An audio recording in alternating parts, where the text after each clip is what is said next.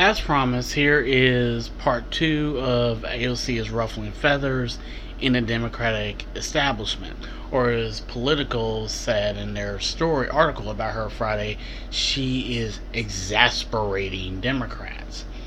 And in the first video, I kind of went over part of what I think the problem is with a lot of the establishment Democrats with had problem they have with her, which is I think they're just jealous and petty. There was a line in the story that basically said it was irking some people that she has all this name recognition and she's only been in the Congress a week and she has more name recognition than any other House member short of John Lewis and Nancy Pelosi. But there's also some policy issues they have with her.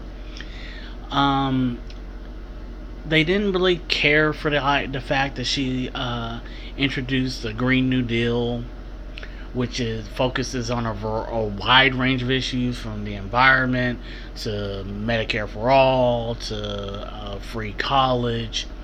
And she wants to reduce and hopefully eliminate fossil fuels, which of course pissed off some establishment Democrats who are, well, receiving who are receiving money from fossil fuel companies. But it's a really bold, you may even say aggressive plan, which leads to another issue they have with her, which is a day or two before the first session actually started, Nancy Pelosi announced they were going to bring the pay-go bill to the floor. And if you don't know what pay-go is, essentially, in short, what it is if you present a bill, if any congressman present or group of congressmen present a bill, whatever that's going to cost, estimated, they have to also present another or a plan of what they're going to cut or eliminate in other programs to offset the cost. Progressives see this as an attack on progressive values and progressive policies because it severely hampers the quest to get Medicare for all, free college, and so AOC, along with Ro Khanna out of California and Tulsi Gabbard, who just announced she's running for president, expressed their opposition to this bill. Ro Khanna and AOC in particular went on Twitter to express their vehement opposition to this. And the Progressive Caucus, of which is 90 members, except for those three, all voted in favor of the bill. They said because Nancy Pelosi promised them that in return for a yes vote, she would give progressives 40% or better representation on all the committees, which is something progressives never have had before. They would also get, on the top committees, top seats and positions on those committees, something else progressives have generally not had.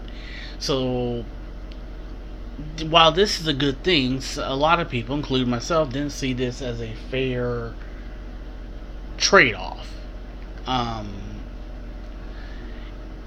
And so, as I said, they were the establishment Democrats, I have a feeling they were a little pissed that here's this first-term congresswoman on her first day basically pushing back against the status quo. The other problem they have, I believe, is that last Sunday, during her interview with Anderson Cooper on 60 Minutes, AOC floated the idea of a top marginal tax rate of 60 to 70%. Needless to say, Republicans lost their motherfucking minds. Fox News, all the anchors on there and the pundits, their heads literally almost imploded.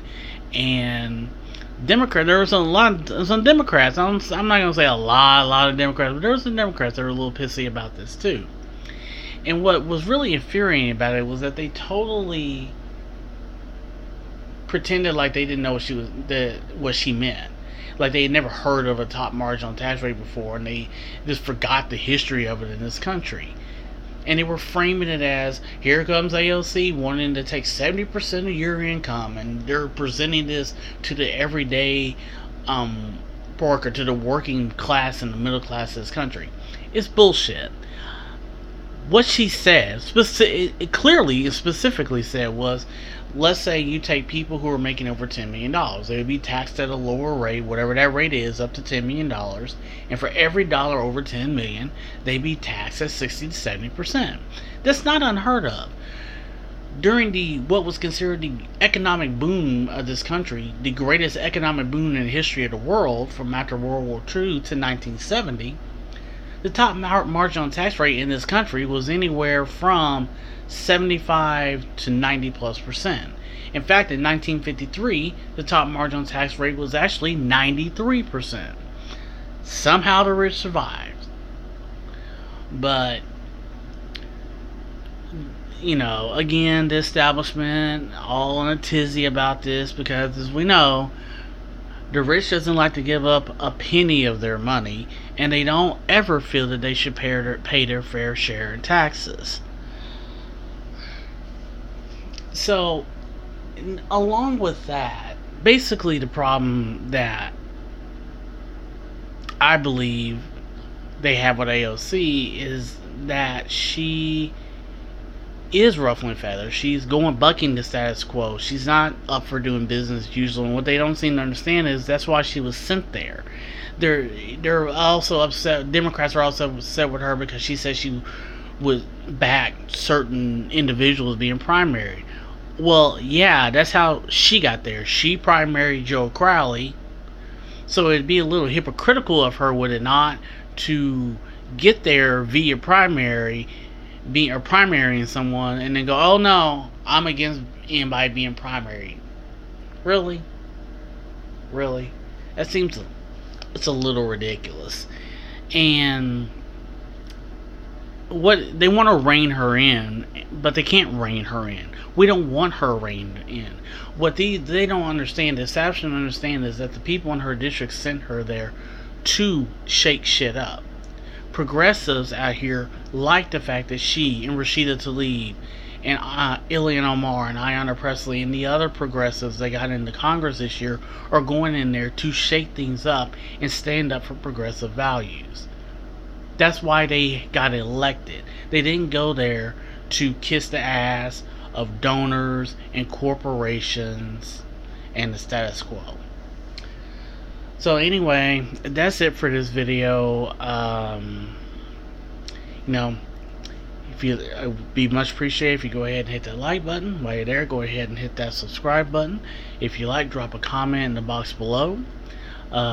Visit me on my Patreon page at patreon.com/RobEasley, or go to any of my social media sites at Facebook, Twitter, or Instagram under RobBase2110. And remember, ignorance is a choice, so be informed, be aware, knowledge is essential, facts matter. Until next time, see ya.